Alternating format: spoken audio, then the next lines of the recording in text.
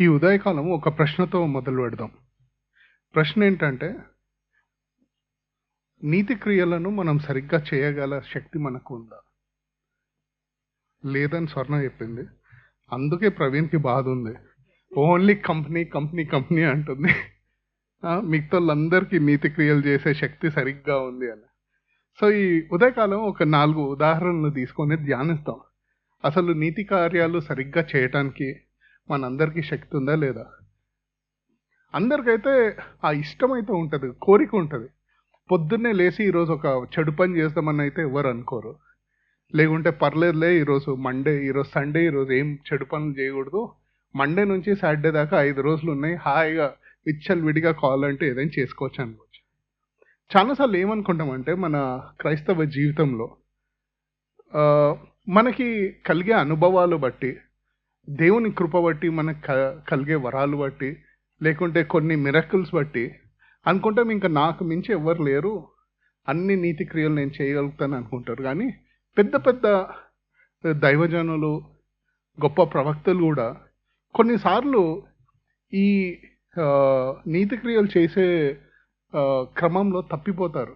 ఎందుకంటే ఈ దేవుని యొక్క ఉద్దేశాలు నెరవేరినప్పుడు, ఏవైనా మిరకల్స్ జరిగినప్పుడు ఒక ఎమోషనల్ హై అంటే మీకు ఎంతో ఉత్సాహంతో ఏదో సాధించామనే ఫీలింగ్ ఉండి ఆ ఎత్తులో దున్నప్పుడు కింద పడిపోయే అవకాశం చాలా ఉంటుంది.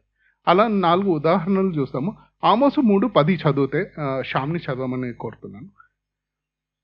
వారు నీతి క్రియలు చేయ తెలియక తమ నగరులలో బలాత్కారము చేతను దోపుడు చేతను సొమ్ము సమకూర్చుకుందురు.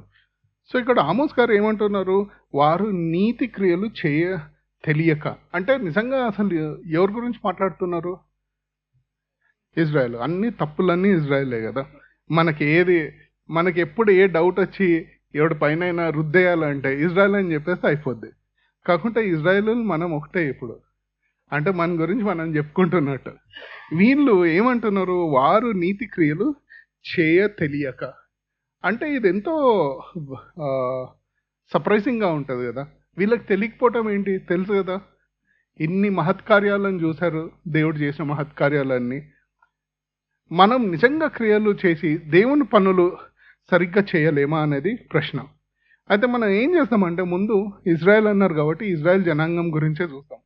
ఈ ఇజ్రాయెల్ జనాంగానికి ఒక హక్కు అనే అనుభూతి ఉండేది.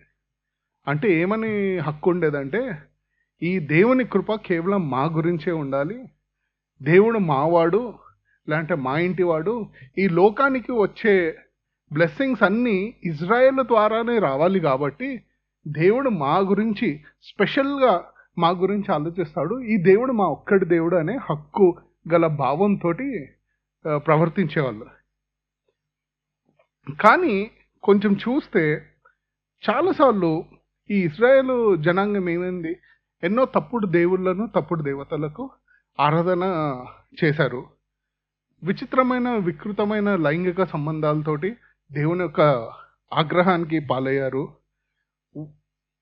పేదలను వాళ్ళని దాసుల్లాగా చేసుకున్నారు. యూదులు ఎవ్వరు ఇంకొక యూదుడిని దాసుల్లాగా చేసుకోకూడదు. కానీ క్రొత్త నిబంధన వచ్చేవరకు చూస్తే చాలా మంది యూదులు బానిసల్లాగా ఉన్నారు.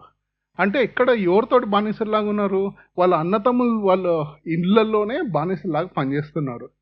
ఇంకా పేదలను దోచుకుంటున్నారు. పేదలను దోచుకుంటున్నారంటే ఏం చేస్తున్నారు? ఎవరో ఉన్న పేదలకు వాళ్ళకి సరిగ్గా జీతాలు ఇవ్వకపోవటం, దోచుకోవటం, అన్యాయమైన రుణ కాపలాలు చేస్తున్నారు. ఇవన్నీ చూస్తే మనము అసలు యెహోవా దేవుడు ఇజ్రాయెల్ జనాంగం ఎలా ఉండాలి అని ఉద్దేశించాడంటే, ద్వితీయోపదేశం చూసి 9:4-6 దాకా చదివితే, నీ దేవుడైన యెహోవా నీ ఎదుట నుండి వారిని తోలివేసిన తరువాత నేను ఈ దేశంను స్వాధీనపరుచుకొనున్నట్లుగా యెహోవా నా నీతిని బట్టి నన్ను ప్రవేశపెట్టెనని అనుకొనవద్దు. ఈ జనముల చెడుతనమును బట్టియే యెహోవా నీ ఎదుట నుండి వారిని వెళ్ళగొట్టుచున్నాడు. నీవు వారి దేశమునకు వచ్చి దాన్ని స్వాధీనపరుచుకొనుటకు నీ నీతి అయినను నీ హృదయ యథార్థ అయినను హేతువు కాదు. ఈ జనముల చెడుతనమును బట్టియే యెహోవా నీ పితరులైన అబ్రహాము, ఇస్సాకు, యాకోబులతో ప్రమాణము చేసిన మాటను స్థాపించుటకై నీ దేవుడైన యెహోవా వారిని నీ ఎదుట నుండి వెళ్ళగొట్టుచున్నాడు. మీరు లోబడనొల్లని వారు గనుక ఈ మంచి దేశమును స్వాధీనపరుచుకొనున్నట్లు నీ దేవుడైన యెహోవాయే నీ నీతిని బట్టి నీకియ్యడని నీవు తెలుసుకొనవలెను. ఇక్కడ చూస్తే యెహోవా దేవుడు తెలుసు వీళ్ళు వెళ్ళి ఇజ్రాయెల్ దేశాన్ని తీసుకున్న తర్వాత ఎప్పుడో రోజు లేసి అనుకుంటారు ఇదంతా మా నీతి వల్ల జరిగిందని. అందుకే ఇక్కడ ఏమంటాడు, ఈ దేశమును స్వాధీనం కొనున్నట్లుగా యెహోవా నా నీతి బట్టి నన్ను ప్రవేశపెట్టినని అనుకోవద్దు. అంటే యెహోవా దేవుడికి ముందే అర్థమైపోయింది, వీళ్ళు ఎప్పుడోసారి ఇజ్రాయెల్ దేశానికి వెళ్ళిన తర్వాత కొన్ని సంవత్సరాల తర్వాత ఏమంటారంటే అసలు మా నీతి వల్ల, అంటే ఏదో దేవుడు చేశాడని కాదు కానీ మా నీతి వల్ల దేవుడు ఇది క్రమపరిచాడు. ఇది చేయటానికి ఉద్దేశం ఏంటి దేవుడికి? యాక్చువల్గా చూస్తే దేవుడు అక్కడ ఉన్న జనాంగాన్ని, అంటే కననీయులు కానీ, మోయబైట్లు కానీ, అమరోలేలు కానీ వెళ్ళగొట్టాడు. వాళ్ళ దుష్క్రియల చేత వాళ్ళని పనిష్ చేయడానికి దేవుడు వాళ్ళని అక్కడి నుంచి తీశాడు. కానీ ఈ ఇజ్రాయెల్ జనాంగం ఏమనుకుందంటే కొన్ని రోజుల తర్వాత యెహోవా దేవుడు అన్నట్టుగానే అరే అసలు మా నీతి వల్లనే ఇదంతా జరిగిందంట. ఇంకేమన్నా ఉంటుంది, నీ నీతి అయినను నీ హృదయము యథార్థమైన హేతువు కాదు అంటే ఇలా అనుకోకూడదు. కానీ వీళ్ళు అలానే అనుకున్నారు. ఎంతో ఆసక్తికరమైన విషయం ఏంటంటే దీంట్లో దేవుడు తనను ప్రపంచమంతా తెలుసుకోవాలని ఇజ్రాయెల్ జనజాతిని ఎంచుకున్నాడు. అబ్రహాంకి చేసిన వాగ్దానం ప్రకారం ఏంటి, నీ ద్వారా నీ పిల్లల ద్వారా భూలోకం అంతటికి నా గురించి తెలుస్తుంది, నా ఆశీర్వాదం మీ పిల్లల ద్వారా వస్తుందని చెప్పారు. కానీ దీనికి ఇజ్రాయెల్ దేశం ఏమనుకుందంటే అసలు మా వల్ల, మా నీతి వల్ల, మా మంచి బుద్ధి వల్ల యెహోవా దేవుడు మమ్మల్ని వాడుకుంటున్నాడు అనుకుంటారు. ఎప్పుడైనా అలా అనుకుంటామా? అనుకుంటాం.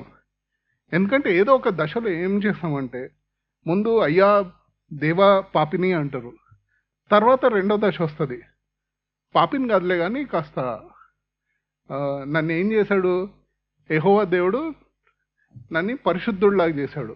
తర్వాత ఏం చేస్తారు, ముందేమో నేను పాపిని అంటారు, తర్వాత ఏమో నేను బిలీవర్ని పరిశుద్ధుడిని అంటాడు. దాని తర్వాత అసలు నా అంత నీతివంతుడు ఎవ్వరు లేడు. అసలు నన్ని ఒక సంఘంలో లేకుంటే ఒక పరిచయంలో వాడుకుంటున్నాడంటే ఏదో నాలో అర్హత ఉంది, నా నీతిని బట్టి యెహోవా దేవుడు నన్ను వాడుకుంటున్నాడు. ఇతన్ని ఎందుకు వాడుకోవట్లేదు? ఎందుకంటే వాడికి నీతి లేదు. నన్ను ఎందుకు వాడుకుంటున్నాడంటే నాలో మంచితనాన్ని చూసి, నా నీతిని చూసి యెహోవా దేవుడు నన్ను వాడుకుంటున్నాడు. అన్నమా ఎప్పుడైనా? పక్క నుండి చూడకండి, మనం చూసుకోవాలా. ఇటువంటి ఆలోచన చాలాసార్లు మన జీవితాల్లో వస్తుంది. ఎలా అంటే ఒక కంపారిజన్ చేసుకుంటా. దేవుడు తన కృప వల్ల ఎవరిని ఎన్నుకుంటారు? ఎవ్వరికి తెలియని వాళ్ళని, లేకుంటే ఎంతో జ్ఞానం వాళ్ళని కాదు, ఏమంటాడు, జ్ఞానం లేని వాళ్ళని ఎంచుకొని, చిన్న వాళ్ళని ఎంచుకొని దేవుడు వాళ్ళ హృదయాన్ని చూసి వాళ్ళని హెచ్చిస్తాడు. ఇలా హెచ్చించిన తర్వాత ఎప్పుడో ఒకసారి తిరిగి అరే నా వంటి వాడు ఎవ్వడు లేడు అనుకుంటే ఇంకా అదే నాశనం. ఇది ఎలా అంటే గుర్తుపెట్టుకోండి, ఒక చిన్న పిల్లవాడిని చూద్దాం. వాడొచ్చి అసలు నేను మీకు పుట్టటమే భాగ్యం, నా వల్ల మీరు తల్లిదండ్రులు అయ్యారు, నేను పుట్టకుండా ఉంటే మీరు తల్లిదండ్రులు అయ్యారు కాదు, అసలు నేను మీ ఇంట్లో పుట్టడమే మీకు కలిగిన భాగ్యం అంటే ఏమంటారు? కానీ ఇప్పుడున్న జనాంగం, ఇప్పుడున్న పిల్లలు అలానే అంటున్నారు కదా. అంటే ఈ సైడ్ ఉన్న వాళ్ళకి ఇంకా పిల్లలు పుట్టలేదు, అర్థమైంది. కాకుంటే ఇలా అన్నారు అనుకోండి, మీ బిడ్డ వచ్చి అరే నేను నీ గురించి ఇంత కష్టపడ్డాను, నువ్వు చిన్నప్పటి నుంచి కక్కుతే తుడిసి స్నానం చేయించి పెంచి మా డబ్బులు ఇచ్చేసి ఇవన్నీ పెంచితే రోజు తిరిగి అసలు మీరెవరు, నేను నీకు పుట్టినా కాబట్టి మీకు ఈ ప్రివిలేజెస్ అన్నీ కలుగజేశాను, నా వల్ల మీకు ఇవి చేయగలిగిన సౌకర్య ఇవి చేయగలిగిన అవకాశం అవకాశం వచ్చింది అనడానికి ఏం చేస్తాం? ఏం చేసేది 2 బీకాలు అంతే. యెహోవాదేవుడు కూడా అదే చేస్తాడు. ఇక్కడ ఇజ్రాయెల్ ఏమనుకుంటుందంటే, అరే అసలు ఈ దేశాలన్నీ చూస్తే అసలు మా నీతి వల్ల యెహోవా దేవుడు మాకు ఇవన్నీ చేశాడు. అసలు మేము లేకుంటే యెహోవా దేవుడికి చేయాల్సిన అవకాశం దొరికేది కాదు. కరెక్టే కదా? ఇలా మాట్లాడతాం. చాలాసార్లు మనం అనుకోకుండా మన స్వనీతి గురించి బాగా బెంబేలెత్తిపోతే ఇదే అయింది. ఏమంటున్నామంటే, దేవా నేను నీకు సేవ చేయటము నీకు కలిగిన భాగ్యము అని అంటాం. చాలా జాగ్రత్తగా ఉండాలి. ద్వితీయోపదేశము 6:7 ఒకసారి చదివితే, నీవు నీ దేవుడైన యెహోవాకు ప్రతిష్ఠిత జనము. నీ దేవుడైన యెహోవా భూమి మీదనున్న సమస్త జనముల కంటే నిన్ను ఎక్కువగా ఎంచి నిన్ను తనకు స్వకీయ జనముగా ఏర్పరచుకొనెను. మీరు సర్వజనముల కంటే విస్తార జనమని యెహోవా మిమ్మును ప్రేమించి మిమ్మును ఏర్పరచుకొనలేదు. సమస్త జనముల కంటే మీరు లెక్కకు తక్కువే గదా. ఇది యెహోవా దేవుడు ఏమంటారు?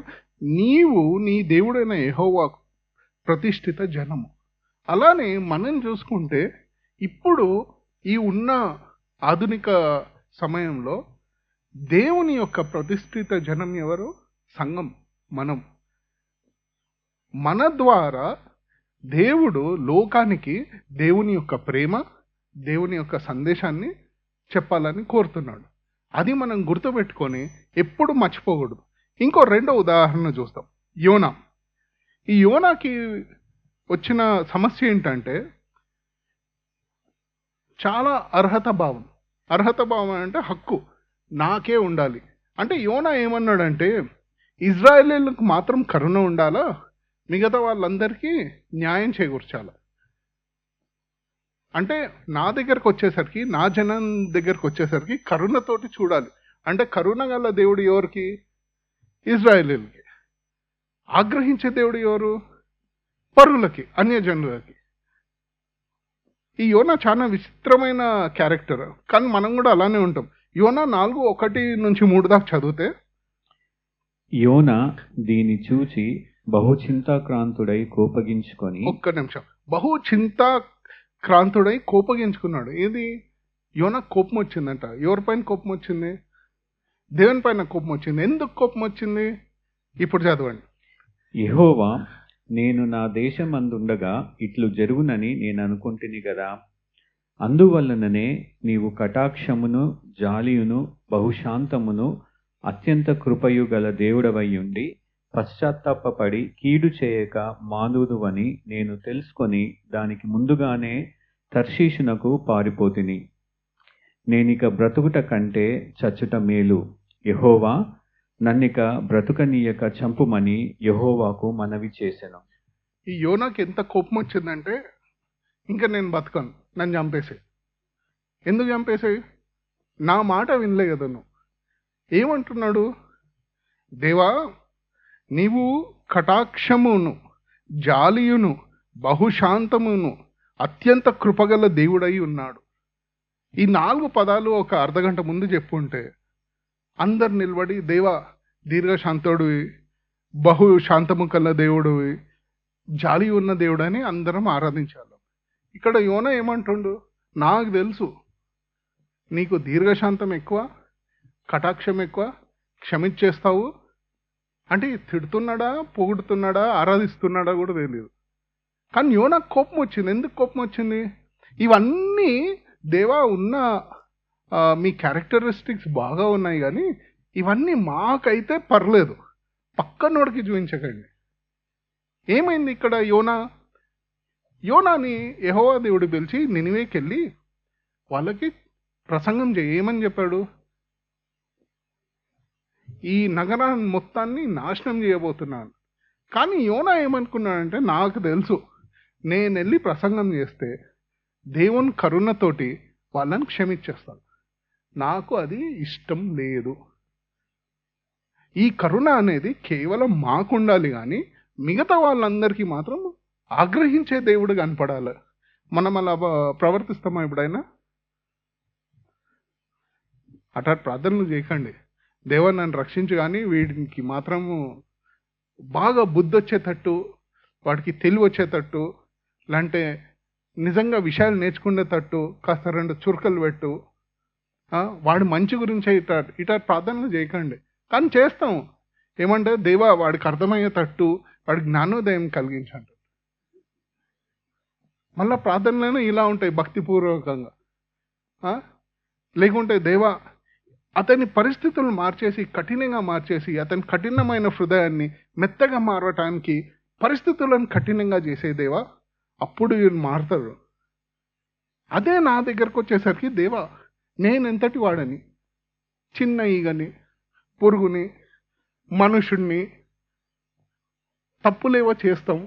నువ్వు మహాకటాక్షం గల దేవుడివి, గుర్తుపెట్టుకో. నేనేదో చిన్న మానవుడిని కదా, నన్ను క్షమించేసేయి. పక్కోడిని మాత్రం వాడు ఏంది క్షమించేసేది? వాడిని చూడు, అహంకారం వాడికి అని నేను చెప్పను వాడికి దేవుని కృప గురించి. ఒకళ్ళ పొరపాటున వాడికి దేవుని కృప గురించి చెప్పి వాడ పశ్చాత్తాపడితే నాకు తెలుసు నువ్వు అతన్ని క్షమించేదే కాక దీవిస్తావు కూడా. ఈ దీవెనలు ఎవరికి? కేవలం మాకుండాలి.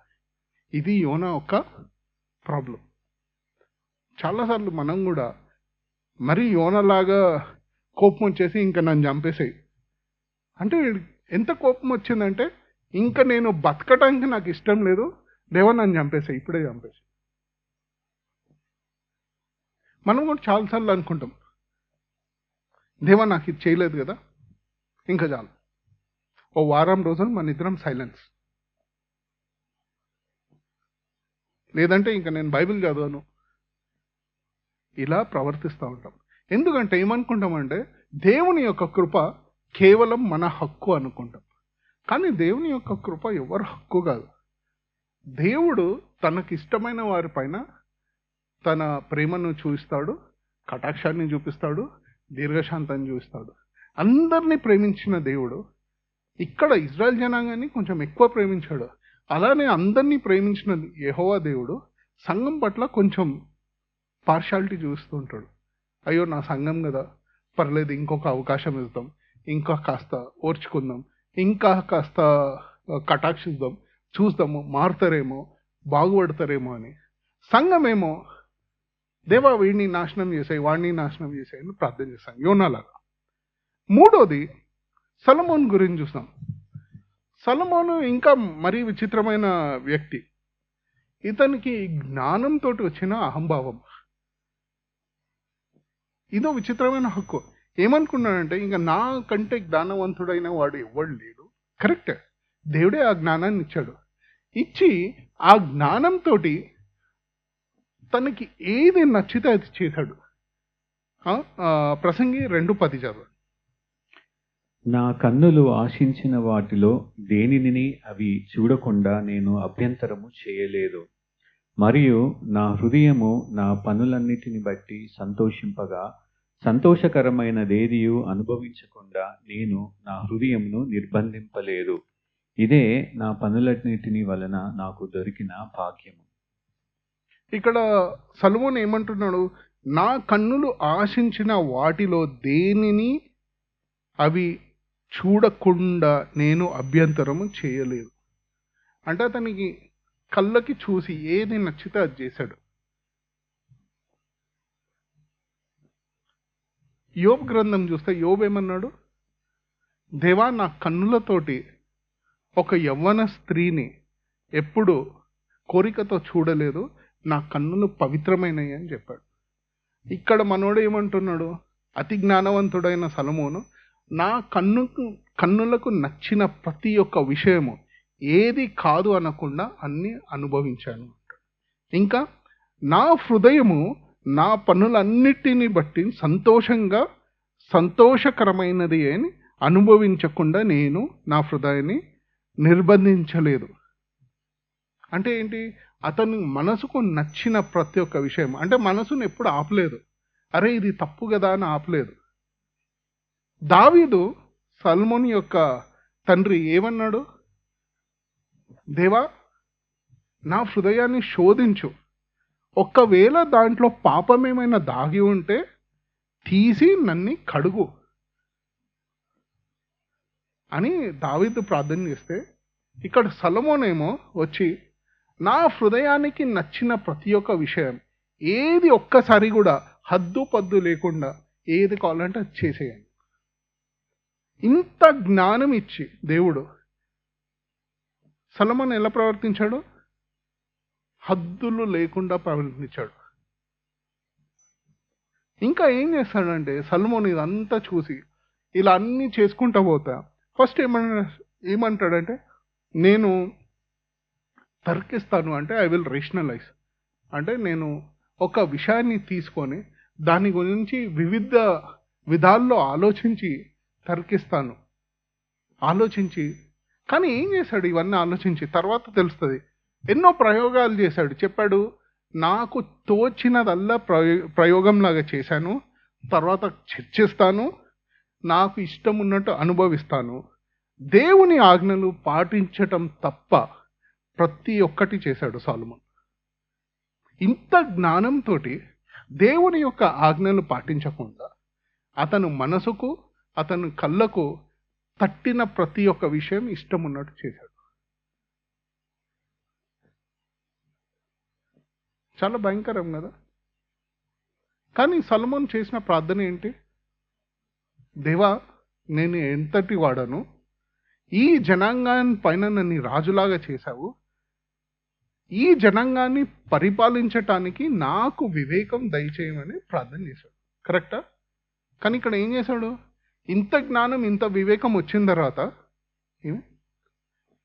ఇంత జ్ఞానము, ఇంత వివేకం వచ్చిన తర్వాత ఏం చేశాడు? దేవుని యొక్క ఆజ్ఞలు తప్ప ప్రతి ఒక్కటి చేశాడు. తన మనసుకు తోచింది, తన కళ్ళకు నచ్చింది, హద్దులు లేకుండా ప్రవర్తించాడు. చాలాసార్లు ఇప్పుడు దేవుని యొక్క దీవెన అనుకోవాలా, శాపం అనుకోవాలా? ఒకవేళ రేపు ప్రార్థన చేయండి, దేవా నాకు ఎంతో జ్ఞానం కలిగజేయండి, అంటే దేవా నా పనిలో నాకు ఎంతో ఉత్తీర్ణత కలిగేటట్టు దయచేయండి, దేవా లేకుంటే నేను చేసే ప్రతి ఒక్క పనిలో నాకు విజయం దయచేయండి అని ప్రార్థన చేస్తాం. మంచిదే కదా. కానీ ఇది వచ్చిన తర్వాత, దేవుడు ఇవన్నీ మనకు అనుగ్రహించిన తర్వాత మనం ఎలా ప్రవర్తిస్తామనేది ఎంతో ముఖ్యం. చాలాసార్లు ఏమైందంటే మన పనులలో, మన కెరియర్లలో ఒక స్థాయి ఒక హోదా పెరిగిన తర్వాత దేవుని గురించి సమయం ఉండదు. దేవుని యొక్క ఆజ్ఞలు తప్ప ప్రతి ఒక్క దానికి సమయం ఉంటుంది.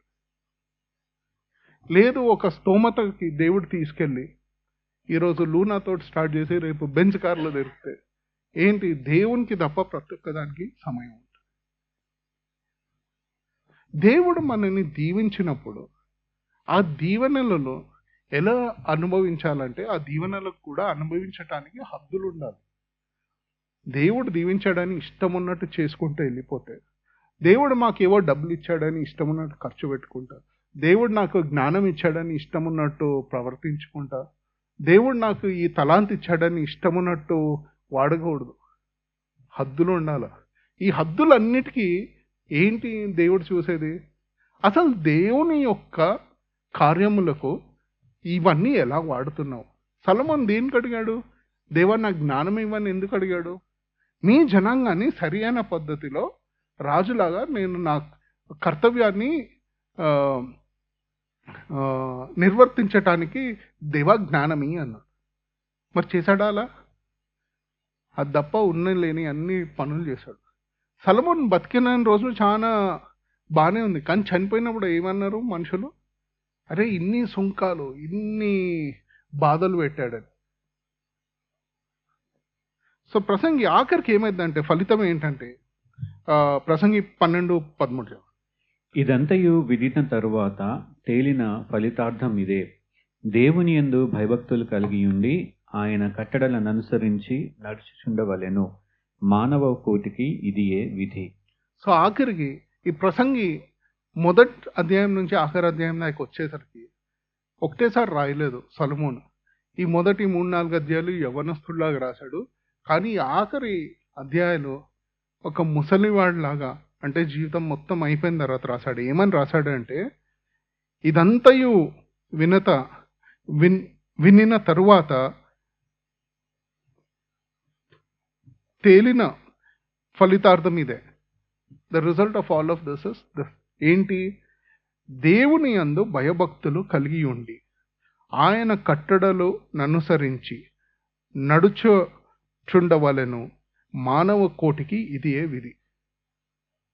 మానవ కోటి విధి ఏంటంటే ఇదే. చాలాసార్లు అడుగుతాం కదా, what is God's will for మీ?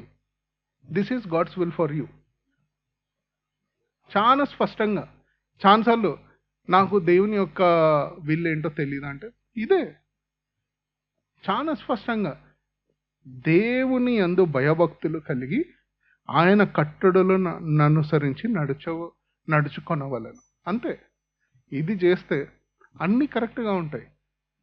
చాలాసార్లు ఏమైందంటే ఇవి తప్ప ప్రతి ఒక్క దానికి పాకులాడి చేస్తాం. దేవుని యొక్క అందు భయభక్తులు అంటే ఎందుకు నాకు భయం? దేవుడు అసలు నాకు ఇవన్నీ అనుగ్రహించాడంటే నేను దేవునికి ఎంతో ప్రత్యేకమైన వాడిని కాబట్టి నాకు దేవుడు ఇవన్నీ అనుగ్రహించాడు. నాలో ఎంతో కాస్త టాలెంట్ ఉంది కాబట్టి దేవుడు నాకు ఈ కెరియర్లో సక్సెస్ ఇచ్చాడు. నాకు దేవుడు ఇచ్చే ఈ తలాంతులు బట్టి నేను దేవుని యొక్క పరిచర్య చేయగలుగుతున్నాను కాబట్టి ఇవన్నిటి వల్ల దేవుని నామానికి ఘనత పరుస్తున్నాను. అసలు నేను లేకుంటే దేవునికి ఘనత దక్కనే దక్కదు. దీన్ని ఏమంటారు? మూర్ఖత్వం అంటారు, వితండవాదం అంటారు.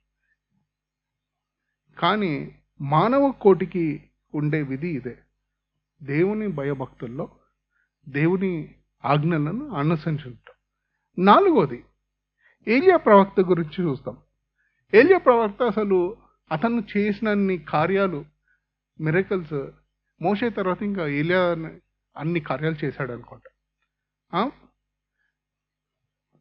ఎంతో గొప్ప విజయం ఆ కార్మెల్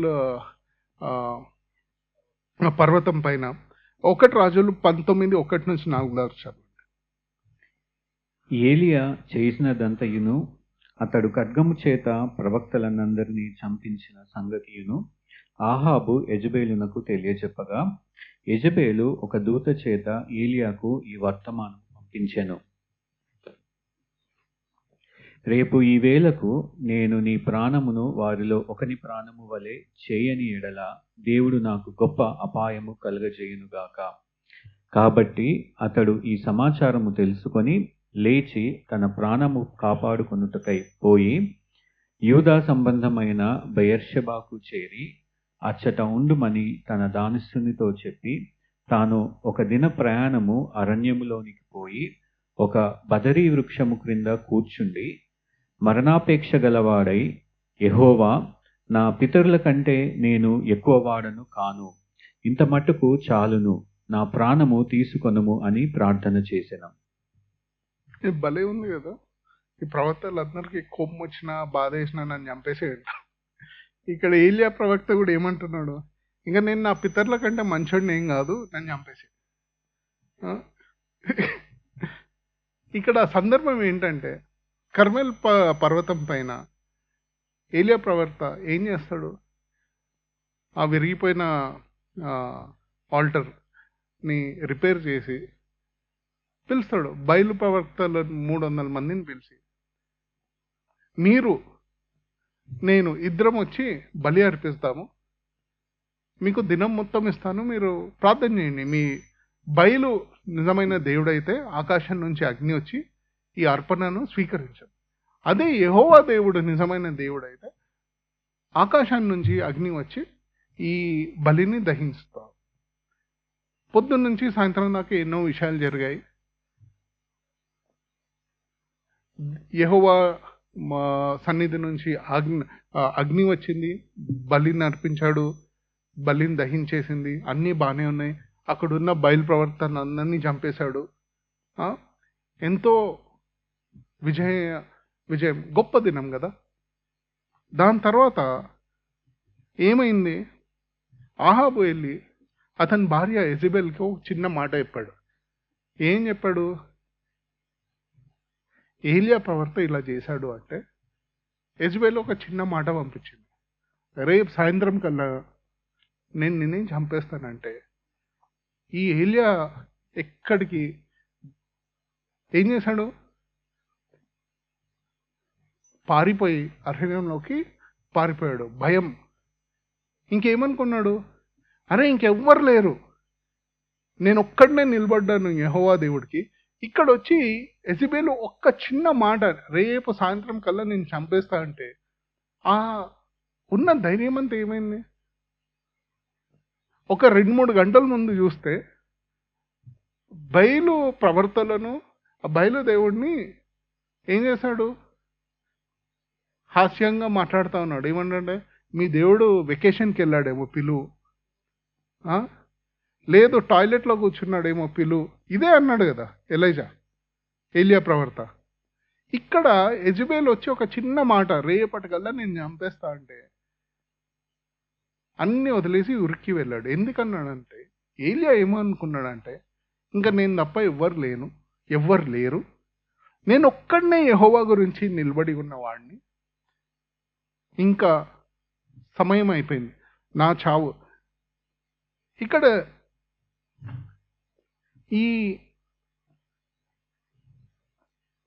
ఇవన్నీ జరగకముందు ఒక్క చాప్టర్ ముందుకు వెళ్తే ఒబదయ ఏమంటాడంటే ఏలియా ప్రవర్తతోటి, నేను 100 మంది ప్రవర్తలను దాచిపెట్టి వాళ్ళకి పోషిస్తా ఉన్నానని ఒబదయ గారు ఏలియా గారికి చెప్తారు. కానీ ఇక్కడ ఏలియా మర్చిపోయాడు. ఏమంటున్నాడు? నేను ఒక్కడనే ఉన్నాను, ఇంకా నా వెనక ఎవరు లేరు, నా పక్కన ఎవరు లేరు. ఈ యెజబెల్ ఏమో అందరికంటే క్రూరమైన వ్యక్తి, నన్ను చంపేస్తారని భయంతో పారిపోయాడు. ఇక్కడ ఏలియా చేసిన తప్పేంటి? ఉన్న ప్రవర్తనను మర్చిపోయాడు. ఏమనుకున్నాడంటే, నేను ఒక్కడినే దేవుని గురించి ఉన్నాను, ఇంకెవ్వరు లేరు అనుకుంటాం. చాలాసార్లు మనం కూడా ఏమనుకుంటామంటే, అసలు ఇంకెవ్వరు లేరు ఈ లోకంలో, నేను ఒక్కడనే ఉన్నాను, నేను ఒక్కడనే దేవుని గురించి నిలబడుతున్నాను, నేను ఒక్కడనే దేవుని కార్యాలు చేస్తున్నాను, ఇంకా అసలు నేను లేకుంటే దేవుని కార్యాలు చేయడానికి ఎవ్వరు లేరు. ఆ సమయంలో ఎవరో ఒకళ్ళు వచ్చి యెజబెల్ టైప్లో, రేపు పొద్దున్న కల్లా నువ్వు అయిపోయినావు అంటే పుట్ట సర్దుకొని పారిపో. అది కూడా వెళ్ళి ఎక్కడ అరణ్యంలోకి వెళ్ళి కూర్చొని ఇంకేమంటాడు ఏలియా, దేవా చాలు, ఇంకా నన్ను చంపేసి, నా పితరుల కంటే నేను ఏమైనంత గొప్పవాడిని కాదు, నన్ను చంపేసి. ఇక్కడ ఏలియా మర్చిపోయింది ఏంటంటే, ఏలియాకి తెలుసు కూడా కానీ మర్చిపోయాడు, 100 మంది ప్రవర్తలు ఆయనతో ఉన్నారు. ఒక విషయం గమనిస్తే, అసలు కర్మేల్ పర్వతం పైనకి వెళ్ళేటప్పుడు ఏలియా ఒక్కడు వెళ్ళాల్సిన అవసరం లేదు, ఈ 100 మందిని కూడా పట్టుకెళ్ళచ్చు కదా. ఆలోచించారు ఎప్పుడైనా? ఒకవేళ 100 మందిని పట్టుకెళ్ళి ఉంటే ఏమయ్యేది? ఇట్లా పారిపోయే పరిస్థితి వచ్చేది కాదు. చాలాసార్లు మనం ఏమనుకుంటామంటే, దేవుని యొక్క పని చేసేటప్పుడు నేను ఒక్కడనే ఉన్నాను అనుకుంటాను, కానీ దేవుని యొక్క రాజ్యము అంత చిన్న రాజ్యం కాదు. ఏదో నీ ఒక్కడి వల్ల, నీ ఒక్కడి పైన దేవుని యొక్క సమస్త రాజ్యం నీ పైన ఆధారపడలేదు. ఒకవేళ నువ్వు అట్లా అనుకుంటే నేర్చుకో, అలా ఏం లేదు. దేవుని యొక్క రాజ్యంలో నీకు తెలియకుండా ఎంతో మంది దేవుడు ఏర్పరిచి వాడుకుంటా ఉంటాడు. నీకు ఇంకా ఒక 100 మంది 1000 మంది కలిగి దేవుని రాజ్యంలో నీతో సహా పనివారిలాగా పని చేస్తున్నారంటే ఏమొస్తుంది? నీకు ధైర్యం ఉంటుంది. అరే నేను ఒక్కడనే కాదు, రేపు నాకు ఏమైనా ప్రాబ్లం వస్తే ఇంతమంది ఉన్నారు, వాళ్ళతోటి వెళ్ళి మాట్లాడొచ్చు, లేదంటే వాళ్ళు వచ్చి నా పక్కన నిలబడతారు, వాళ్ళు నాతోటి పని చేస్తారు అనుకుంటారు. ఇది ఏలియా ఒక జీవితంలో జరిగిన విషయం. ఇప్పుడు 4 చూసాము, 4 గురించి. వీళ్ళందరికీ ఏమనుకుంటారంటే విచిత్రమైన హక్కులు. ఇజ్రాయెల్ దేశం ఏమనుకున్నది? వాళ్ళ హక్కు ఏంటి? దేవుడు మా దేవుడు ఒక్కడే, ఇంకెవ్వరికి దేవుడు కాదు, అన్ని ఆజ్ఞలు మాకే, అన్ని ఆశీర్వాదాలు మాకే, లోకానికి ఏదైనా రావాలంటే మా ద్వారానే రావాలి, అది వాళ్ళ హక్కు. ఏం హక్కు అది? దీనికి ఒక పేరు ఇవ్వాలంటే స్పిరిచువల్ ఎంటైటిల్మెంట్, అంటే ఆధ్యాత్మిక అర్హత. చాలాసార్లు మనం కూడా అలానే అనుకుంటాం, ఏది జరిగినా నా ద్వారా జరగాల, ఆధ్యాత్మిక అర్హత. 2, యోనాను చూస్తే ఏం హక్కు, ఏమనుకున్నాడు? కరుణ మాత్రం మాకు, దేవుని యొక్క ఉగ్రత ఆగ్రహం మాత్రం ప్రతి ఒక్కరికి. అంటే కరుణకి హక్కు కేవలం నా ఒక్కడికే, మిగతా వాళ్ళకి దేవుని యొక్క కరుణ చూపించకూడదు. ఇది యోనా యొక్క దృక్పథం. 3వది ఏంటి చూసింది మనము? సొలొమోను ప్రాబ్లం ఏంటి? తన కళ్ళకు నచ్చినది, హృదయానికి నచ్చినది, హద్దులు లేకుండా నాకు ఇష్టం వచ్చినట్టు ప్రవర్తించటానికి హక్కు కావాలి అనుకున్నాడు. మానవుడికి అటువంటి హక్కు దేవుడు ఇవ్వలేదు. చాలాసార్లు దేవుడు మనకి హద్దులు పెడతాడు. ఆ హద్దులు మించి ప్రవర్తిస్తే దేవుని యొక్క ఉగ్రత వస్తుంది. ఆఖరికి సొలొమోను ఏమంటాడు? మానవ కోటి విధి ఏంటి?